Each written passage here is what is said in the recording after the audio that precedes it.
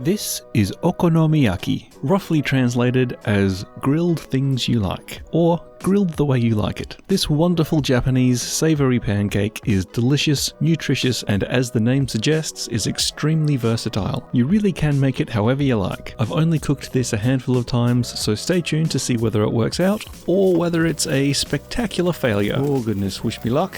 3, 2, 1... Let's get adventurous.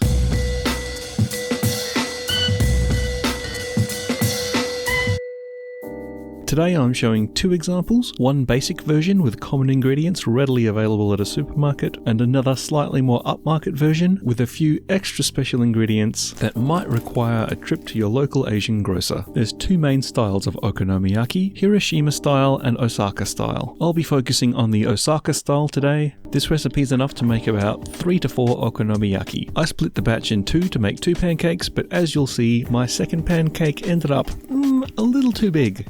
To start with, I'm slicing up 6 fresh spring onions.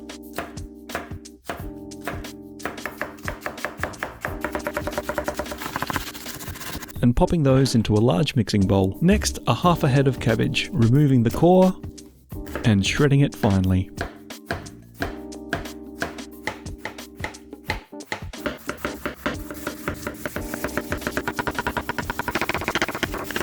Cabbage in the bowl as well, and then we're going to make up some dashi. Dashi is a Japanese stock usually made with kombu seaweed and shaved bonito flakes. I'm using powdered dashi, which is just the dried version of this. If you don't have this or can't find it at your local Asian grocer, you can use some powdered chicken stock, powdered vegetable stock, or just throw in an extra pinch of salt to boost up the seasoning. I'm just mixing that dashi powder into half a cup of water.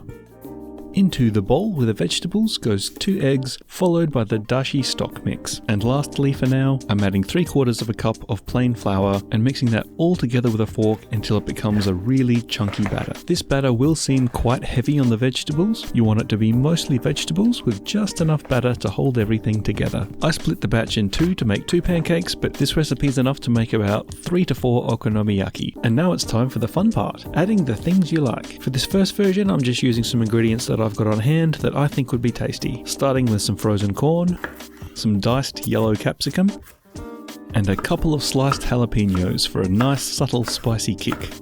And then mixing all of those into the batter. And I think these flavors would go really nicely with some bacon and cheese, but we'll get to that later. I'm spreading a very thin layer of oil into a pan that's been over a medium heat. To that, I'm adding most of the okonomiyaki mix, and then using my hand and the spatula to try and make a well in the center. And to this well, I'm adding some sliced cheese and some grated mozzarella. I'm covering the cheese with the rest of the batter and sealing it in. And on top of that, I'm layering some very thinly sliced, streaky bacon. Thinly sliced pork belly would be more traditional, but bacon's what I have on hand. And as everyone knows, bacon makes everything taste good. This is going to need to fry for about 10 minutes or so. Once the bottom has browned and the pancake's starting to firm up a bit, you can slip your spatulas underneath and carefully give it a flip. And phew!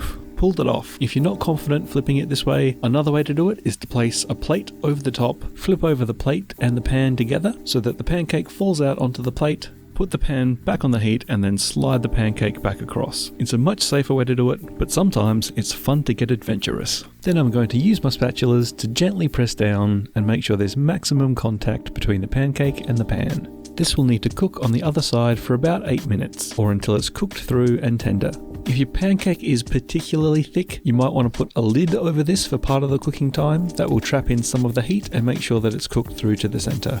The pancake should be cooked all the way through, but the batter should still be a little bit custardy in the middle. Before taking this out of the pan, I like to move it around a bit with my spatulas just to make sure that nothing has stuck. Then the easiest way to get it out of the pan and right way up is to put whatever you're serving it on over the top and then flip the pan and the serving plate over. A little jiggle of the pan to make sure that nothing's stuck. And that's our cooked okonomiyaki, but it's not finished yet. It still needs the toppings.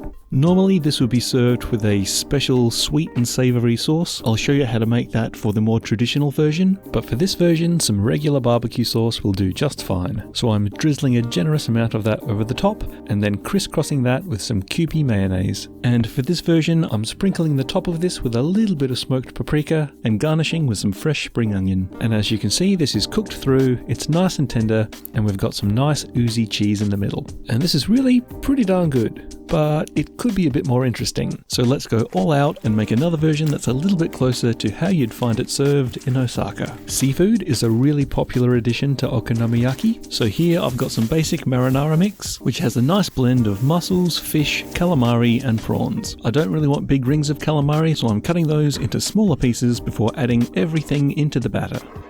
To make my special okonomiyaki sauce, I'm using a tablespoon of hoisin sauce, 2 tablespoons of tomato sauce or ketchup, half of a tablespoon of the unpronounceable sauce, 1 teaspoon of sugar and 1 teaspoon of soy sauce. Then mixing everything really well to combine and dissolve the sugar. Another must-have Japanese ingredient is dried bonito flakes or katsubushi. This is essentially a fillet of fish that's been fermented, smoked, completely dried and then shaved into these really thin wispy pieces. If you've never tried it before, it may sound a little bit unusual, but it's not at all fishy or funky. It just adds a really nice, savory, slightly smoky flavor. I'm also going to be adding some togarashi or Japanese 7 spice. This is a hot and spicy blend of spices and citrus that will give a little bit of heat and a lovely tangy zing. So again, into the pan with some oil and then in with the batter.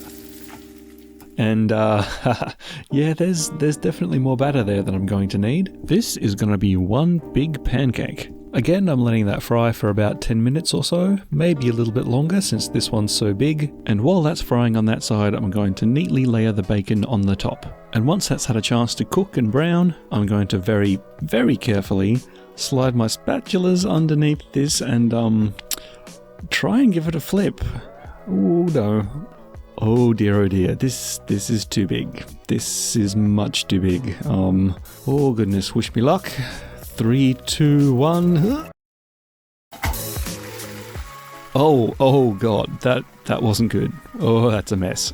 Okay, it's fine. We can fix this. The batter's still soft in the middle, so I'm just going to use my spatulas to kind of massage this back into shape. A little bit more there. Okay, yeah, I think we'll get away with that. Crisis averted. Now again, we'll let it fry on that side for around 8 minutes, and again, carefully flipping this out onto our serving platter. And that's not turned out too bad. It might not be all that pretty, but it will be by the time we're finished topping it. I'm painting it with a generous amount of okonomiyaki sauce, drizzling over some kewpie, a generous sprinkle of the togarashi spice mix, some fresh spring onions, and then the dried bonito flakes. And that looks absolutely gorgeous. I love the way the bonito flakes are so delicate that they seem to almost dance in the heat that's coming off the pancake. And this smells absolutely amazing, super savory and absolutely delicious. I can't wait to try it. To serve, I'm just cutting it up into smaller pieces and getting stuck in. And as expected, it's absolutely delicious. Vegetables, seafood, a little bit of spice and zing from the togarashi, and the bonito flakes just amp up the savory flavors to 11. Why not give this recipe a try with some grilled things that you like? Speaking of things you like, here's a link to another video that the algorithm thinks you'll enjoy. And until next time, happy snacking.